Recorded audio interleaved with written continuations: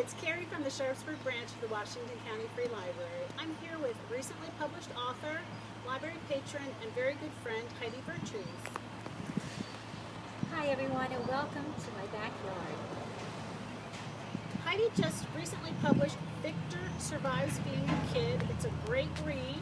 Victor faces a really rough year. His family moves, he's new at a school, the bully hates him, the street thug targets him, and he has to survive an icy cold trail alone in the dark. What's next for Victor? I found when I was reading this book really cheering Victor on. He's a really likable character. I think any upper elementary school and middle school student would love reading this story. Okay, so we're going to ask Heidi some questions now about her book. First question is, briefly describe the process of writing the book. All right. So I have written before, but this is my first children's book. And so what I really wanted to do was make sure that I came up with a good character. And I think that's so important in writing fiction because if we care about the character, we're going to care what happens. And then I needed to design how to make the story exciting and to build the excitement up. And I decided to write it in the first person through the eyes of Victor Ortega, as he's in middle school, looking back on how he survived fifth grade. So it's written first person, and when you talk about process, I would write about one chapter a day. And like I tell children, because I used to be a teacher, that it's good to just write, just go for it, and then you can go back and be more critical, revise it later. So I did that as well. You certainly got a character that's likable because he is likable. Now, why did you write this book?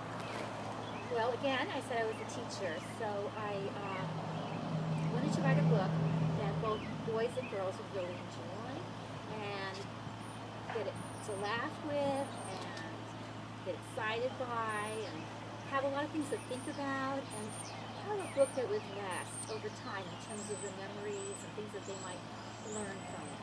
So that was another check, I think. Thank you. Victor Survives Being a Kid is set in present-day Denver, Colorado. Why did you choose this as your setting for the book? Yeah. So I lived in Colorado for 25 years and half the time in Denver. And I taught in Denver as well as other places. And so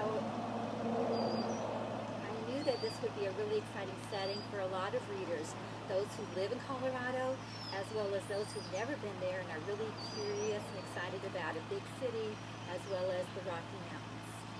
Okay. Now, if you could offer Victor any piece of advice at the beginning of the book, what do you think that would be?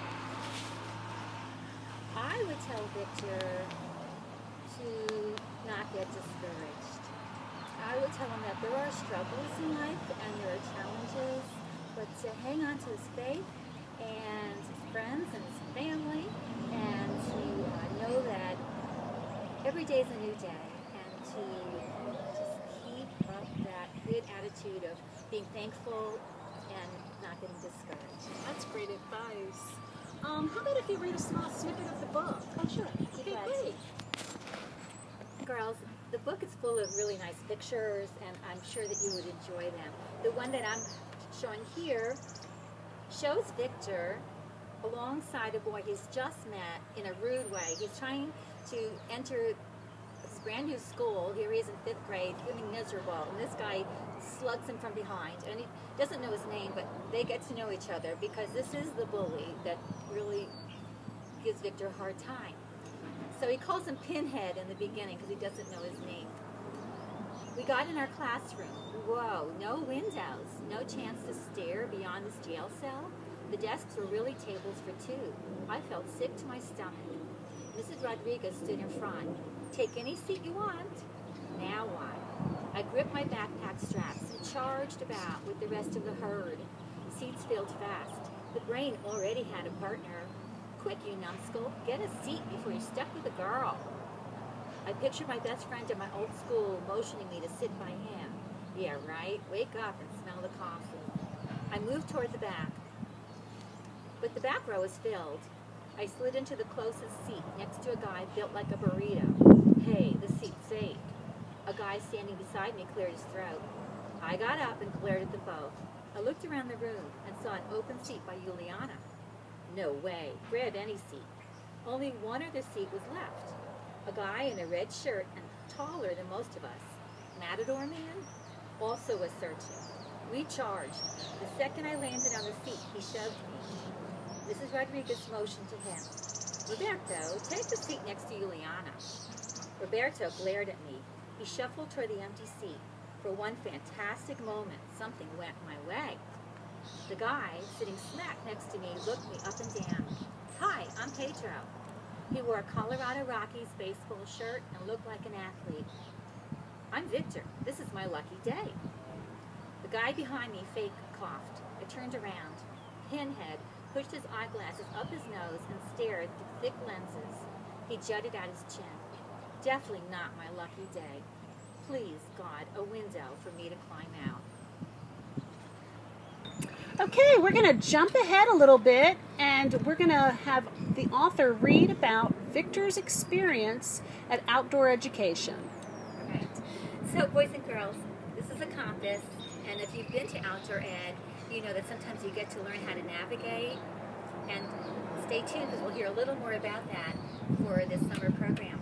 But in the story, the boys and girls are using those compasses to navigate, and they're up in the Rocky Mountains, and there's lots and lots of snow.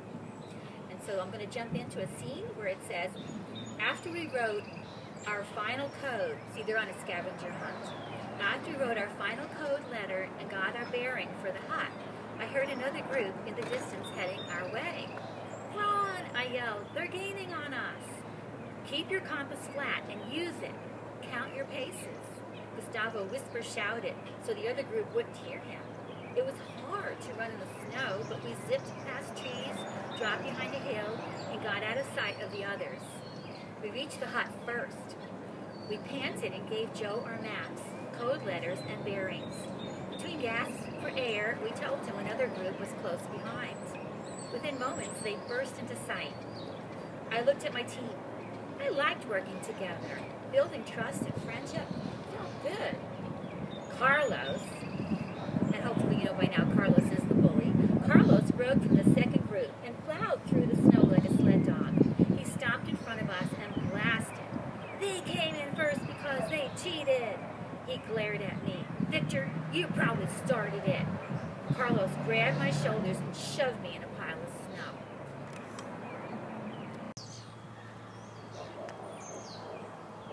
Boys and girls and parents and teachers, I'd like you to know that this book is available in Washington County in the public library system.